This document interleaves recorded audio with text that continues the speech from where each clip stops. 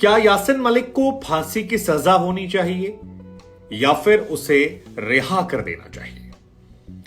दरअसल फांसी की सजा की मांग जो है वो एनआईए की तरफ से की गई है कि यासिन मलिक ने जो गुनाह किए हैं उन गुनाहों को जहन में रखते हुए उसे फांसी की सजा दी जाए, तख्त पर लटकाया जाए ताकि एक संदेश जाए और इस तरह से फिर कोई हिंसक घटनाओं को अंजाम न दे सके। उधर जम्मू कश्मीर की जो पूर्व मुख्यमंत्री हैं महबूबा मुफ्ती जी, उनका यह कहना है कि इस देश में अगर प्रधानमंत्री के हत्यारों को माफ किया जा सकता है तो यासिन मलिक की सजा जो है वो भी खत्म की जा सकती है।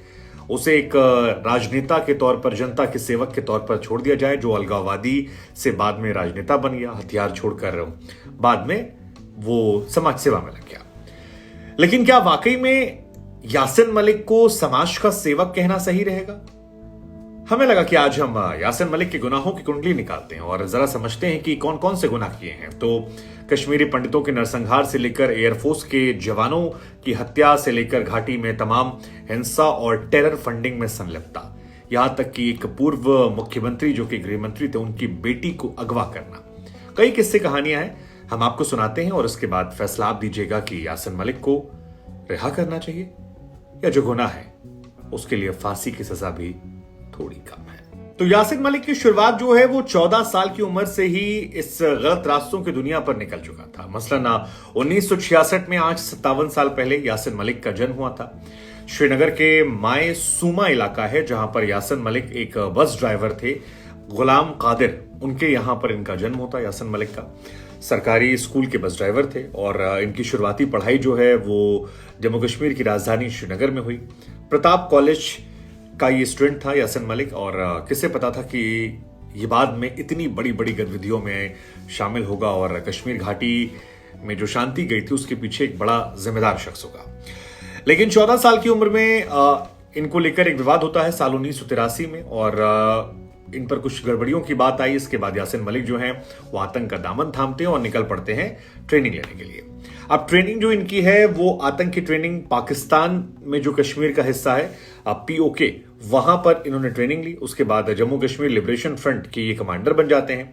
यहीं से अशरफ वानी, हामिद शेख, जावेद अहमद मीर, ये तमाम लोगों के साथ संपर्क में आता है और उसके बाद ऐसे ऐसे अपराधों की लिस्ट आती है जिससे सुनकर लोगों की रूह कांप जाएगी। अब यासिन मलिक को लेकर महबूबा मुफ्ती जी कह रही हैं कि उन्हें छोड़ देना चाहिए, लेकिन आपको शायद ये जानकर हैरानी हो कि महबूबा मुफ्ती की बहन का अपहरण जो है वो यासिन मलिक ने किया था। मसलन यासिन मलिक का जो नाम पहली बार आया बड़े पैमाने पर वो साल 1989 में आया था।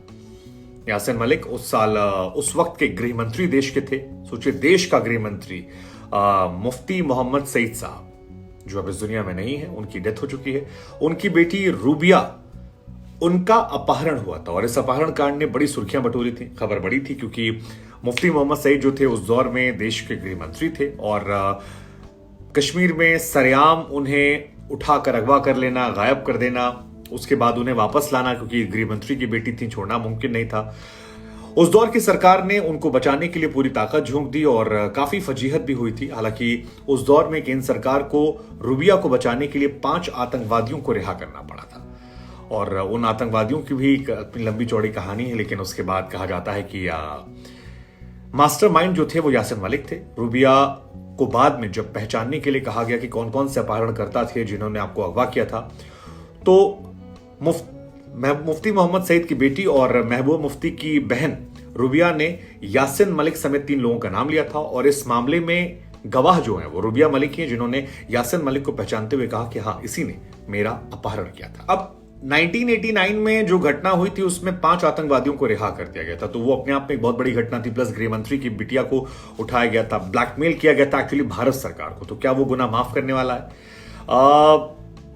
उसके बाद भी घटना हुई थी 1989 में, 5 आतंकवादियों को छोड़ा गया। लेकिन इसके बाद एक ऐसी घटना हुई जिसने देश को हिला दिया था। 1990 में, यानी 1 साल बाद, यासिन मलिक ने हमला किया एयरफोर्स के जवानों पर।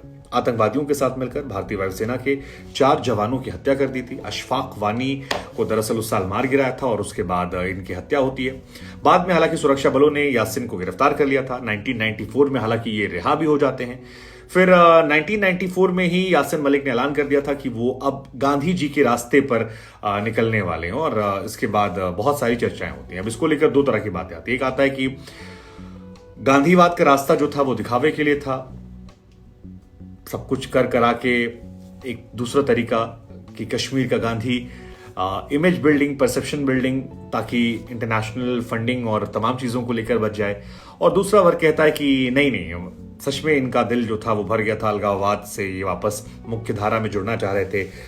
खैर जो भी है, ये दोनों घटनाएं जो हैं, एयरफोर्स के 4 जवानों की हत्या, उधर मामला वो गंभीर मामले, लेकिन 94 में गांधीवाद की तरफ जाने से पहले और भी घटनाएं हुई हैं जहां पर इनका नाम, क्योंकि 90 के दशक में ही कश्मीर घाटी से लोग बाहर गए थे। और कश्मीर फाइल्स में भी अगर आप मुख्य तौर पर देखेंगे तो जो बाहर भगाने वाला मेन रोल था वो बहुत खतरनाक था, जिसमें कहा गया था कि अपनी औरतों को छोड़ के आप चले जाइए, महिलाओं का रेप हुआ था, मार दिया गया था। वो बहुत जो नरसंहार था 90s में, उसमें यासिन मलिक का बहुत महत्वपूर्ण भूमिका थी। और इसी वजह से यासिन मलिक को जब आप माफ करने की बात करते हैं तो कई बार लोग कहते हैं कि उन कहानियों को याद करके नफरत हुआ थी। इतनी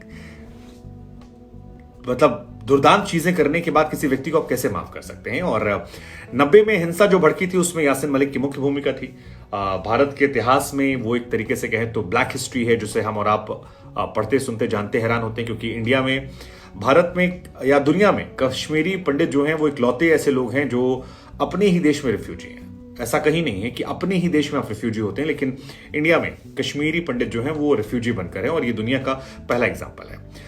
तो उस दौर में कश्मीरी पंडितों को खोज खोज के मारा जा रहा था, उनकी बहन बेटियों की रेप हो रहा था, हत्या हो रही थी, जिंदा जलाया गया, काटा गया, जिसमें गिरजा टिक्कू का नाम है, तिलक लाल जी का नाम है। तकरीबन 100 लोग ऐसे हैं जिनकी हत्या भी कर दी गई थी, और तकरीबन 1 लाख कश्मीरी पंडित थे जिन्हें पलायन करना पड़ा था। और उसमें जो इनका फ्रंट था वो बहुत महत्वपूर्ण भूमिका उसकी थी। तो उन रेप के लिए, उन हत्याओं के लिए, उन पलायन के लिए, अपने देश में आज भी शरणार्थी बनने के लिए क्या यासिन मलिक को माफ कर सकते हैं? क्योंकि JKLF जो है वो जम्मू कश्मीर लिबरेशन फ्रंट वो इन्हीं का था, और इन्हीं के लोगों ने ही जा जाकर धमकियां दी थी कि अपनी औरतों को छोड़ जाओ।